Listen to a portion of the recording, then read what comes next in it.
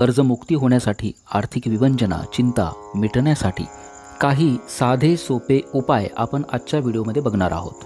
हे उपाय केल्यानंतर नक्कीच माता लक्ष्मीची कृपादृष्टी आपल्यावरती नेहमी राहील, आपल्या घरामध्ये सदैव चांगलं आरोग्य नांदेल, आपली आर्थिक आवक वाढेल, धनसंचय होईल। अलक्ष्मी ज्यामुळं आपल्याला दारिद्र्य येतं, या अलक्ष्मीचं निसारण देखील या उपायांमुळे होईल। ते उपाय कोणते आपण आता बघणार आहोत। चॅनलवर आपण जर नवीन असाल चॅनल सबस्क्राईब करा, बेल आयकॉन दाबायला विसरू नका। कमेंट बॉक्समध्ये आपल्या प्रतिक्रिया अवश्य लिहा, आपल्या शंका विचारा। पहिला आणि अत्यंत प्रभावी असा उपाय ओम श्रीम नमः हा जो लक्ष्मी बीज मंत्र आहे, या मंत्राचं आपल्याला दिवसभरात जेवढं जमेल तेवढा जप करावा। हा जप करत असताना आपण देवापुढे बसून केला तर अतिउत्तम, परंतु इतर वेळीही घरात येता जाता स्वयंपाक करता करता आपण या मंत्राचं पठण श्रवण करू शकता। या मंत्राचं पठण केल्यानंतर नक्कीच आपली आर्थिक आवक वाढेल, पैसे येण्याचे जे मार्ग असतात ते वाढतील, कर्जमुक्त होऊन आपलं जीवन नक्कीच आनंदी बनेल। संकल्प करून किंवा संकल्प न करता नित्यसेवेमध्ये आपण जास्तीत जास्त ओम श्रीम नमः या लक्ष्मी बीज मंत्राचं पठण करावं। दुसरा उपाय, कुठल्याही मंगळवारी किंवा प्रत्येक मंगळवारी 1 मूठ गहू आणि गूळ कोणत्याही गाईला देणं। गाईला अशा पद्धतीनं गूळ आणि गहू अर्पण केल्यानं तुमच्या आर्थिक विवंचना कमी होतील। वास्तुविषयक काही प्रश्न असतील, म्हणजे नवीन जागे खरेदी संबंधी प्रश्न असतील किंवा आपल्याला नवीन वास्तू घ्यायची असेल, घर घ्यायचं असेल, ते देखील प्रश्न सुटतील। प्रत्येक मंगळवारी किंवा कमीत कमी 5 मंगळवारी तरी आपण गाईला गूळ आणि गहू अवश्य खायला द्यावा। तिसरा महत्त्वाचा उपाय, हातापायाची नखे काढताना आपण ती मंगळवारी काढावी। मंगळवारी हातापायाची नखे जर आपण काढली तर मंगळवारच्या दिवशी कुठल्याही मार्गानं लक्ष्मी आपल्या घरी येते, अचानक धनलाभ होतो। चौथा उपाय म्हणजे मंगळवारी कोणाकडूनही कर्ज किंवा उसने पैसे घेऊ नका। बऱ्याच वेळा आर्थिक विवंचना असतात, आपल्या ज्या दैनंदिन गरजा असतात त्या भागवताना कधीकधी आपल्याला कर्ज घ्यावं लागतं, उसने पैसे देखील घ्यावे लागतात, परंतु कर्ज घेताना किंवा उसने पैसे घेताना मंगळवारी घेऊ नका। मंगळवारी काढलेलं कर्ज लवकर फिटत नाही आणि ते वाढत जातं आणि मग आपोआपच आपण कर्जबाजारी होतो।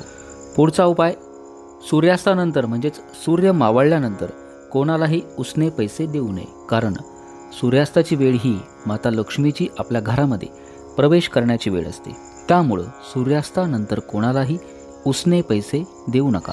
पुढील उपाय म्हणजे आपल्या घरामध्ये आर्थिक आवक वाढण्यासाठी श्रीयंत्राची स्थापना करावी आणि आपल्या घरामध्ये धनसंचय होण्यासाठी कुबेर यंत्राची स्थापना करावी। श्रीयंत्र आणि कुबेर यंत्र नुसतं स्थापन करून चालणार नाही, तर त्यांची सेवा देखील झाली पाहिजे। श्रीयंत्रावरती कुंकुमार्चन किंवा माता लक्ष्मीचा कुठलाही मंत्रजप, तसंच कुबेर भगवान यांचा कुठलाही मंत्रजप आपण दैनंदिन जीवनामध्ये नक्की करावा। असं केल्यानं आपल्या घरामध्ये माता लक्ष्मी स्थिर होईल, आपल्या घरामध्ये प्रत्येक गोष्टीची अन्नधान्याची बरकत येईल। पुढचा महत्त्वाचा उपाय, आपल्या घरात देवघराजवळ एका डबीमध्ये किंवा भांड्यामध्ये, वाटीमध्ये सुट्टे पैसे म्हणजेच नाणी ठेवावीत। पुढील महत्त्वाचा उपाय, घरातील जी कुलस्त्री असते तिने घरामध्ये संध्याकाळच्या वेळेला शुद्ध तुपाचा किंवा तेलाचा दिवा अवश्य लावावा। असं केल्यानं माता लक्ष्मीचं आपण स्वागत करत असतो आणि त्यामुळं आपोआपच आपल्या घरामध्ये माता लक्ष्मीची स्थिर होते, आपल्या घरामध्ये आर्थिक आवक वाढते, माता लक्ष्मीची कृपादृष्टी राहते, माता लक्ष्मी आपल्या घरामध्ये स्थिर राहते। पुढील महत्त्वाचा उपाय म्हणजे आपल्या घरातील जी कुलस्त्री असते, सौभाग्यवती असते, त्या स्त्रीचा किंवा आपल्या घरातील कुमारिका असतील, मुली असतील, या लक्ष्मी स्वरूप असतात, त्यांचा अपमान कधीच करू नका। त्यांना देवी स्वरूप समजून, लक्ष्मी स्वरूप समजून नेहमी प्रसन्न ठेवावं, आनंदित ठेवावं। असं केल्यानं आपल्या घरामध्ये माता लक्ष्मीची सदैव कृपादृष्टी राहील। शुक्रवार हा देवी लक्ष्मीचा, माता लक्ष्मीचा वार संबोधला जातो। या दिवशी आपल्या घरामध्ये माता लक्ष्मीचा प्रवेश व्हावा, माता लक्ष्मी यावी आणि ती नांदावी, म्हणून प्रत्येक शुक्रवारी आपण माता लक्ष्मीची जी सेवा आपल्याला माहिती असेल, मंत्र असतील, स्तोत्र असतील, महालक्ष्मी अष्टक असेल, श्रीसुक्त असेल किंवा ओम श्रीम नमः या मंत्राचा, कुठल्याही लक्ष्मी मंत्राचा जास्तीत जास्त जप आपण अवश्य करावा।